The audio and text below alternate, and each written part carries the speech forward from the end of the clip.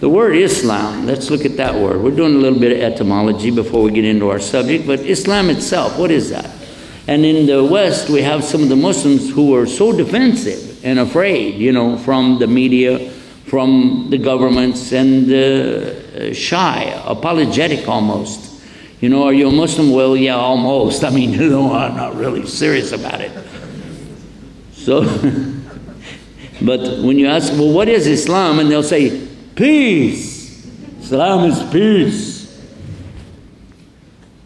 They're not totally wrong, but they're not totally right either. When we greet each other, we usually say what? And in our speech today, I didn't do that yet, so I'll do it now. Salam alaikum. Wait a minute, hold on. I got 5 microphones here, 6. One more microphone, I can be a CIA agent. Well, anyway, never mind that. But let me hear you. Salam alaikum. There we go. You woke up, huh? All right. Now,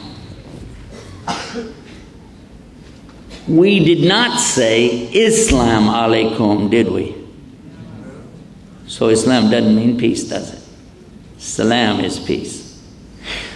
There is the word peace within the root from where this comes. Islam is the noun. It comes from the verb, aslama. Aslama means the surrender, submission, obedience, sincerity, and being in peace after you've done the other 4. So this has a lot of conditions in it. Now some people would say, I don't think your religion is tolerant. Is Islam tolerant? The answer is no, absolutely not. Allah will never tolerate that people will make partners with Him in worship. The word Islam is directly talking about Allah and His creation. That's what it's talking about. Now, if you understood that, it's not talking about more than that. It's talking about specifically that, clearly. Listen to the words. Again, surrender. We Muslims are getting good at that. Afghanistan, Iraq. Submission. You're going to give in. You're going to cave in. Whatever it is, you're giving up. Obedience. And this is not just conditional obedience. Maybe I will, maybe I won't. Because the next word is sincerity. And this is the proof. This one part of this word Islam is the proof that nobody can be forced into Islam. Nobody can be forced in conversion. Islam can't be spread with a sword, and it can't be spread with a tank or a machine gun, because it requires sincerity, and you can never force people to be sincere. It's totally voluntary from the beginning. Understand the word, you understand the whole thing, and it ruins and destroys the arguments of these so-called experts on terrorism and debaters. You know, they don't want me on the Oprah show for a reason. Because they don't have any show next week. No, one of the things that we see in the West is people make a lot of money bashing Islam. If you say there's going to be a show on, let's say, Oprah Winfrey or Phil or Doctor or whoever is going to have a show, he's going to talk about Islam, all the Muslims right away will tune in. Well, out of the 1.5 billion Muslims in the world, even if 10% of them, even if 1% of them tune in, the ratings for that station go right through the roof. So of course they like to talk about Islam. And they say, we're going to have this man will talk for Islam, this man will talk against Islam. We'll bring somebody here who's a professor of Islam.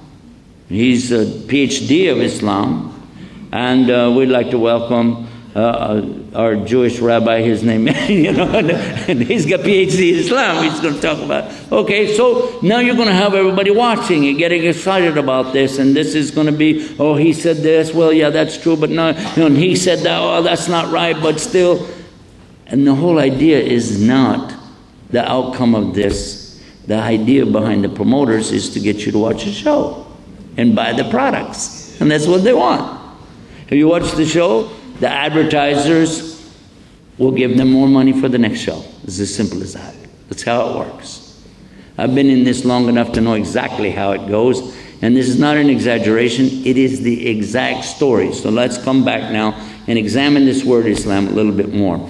You're talking about the description of a verb that is clearly the relationship between two entities.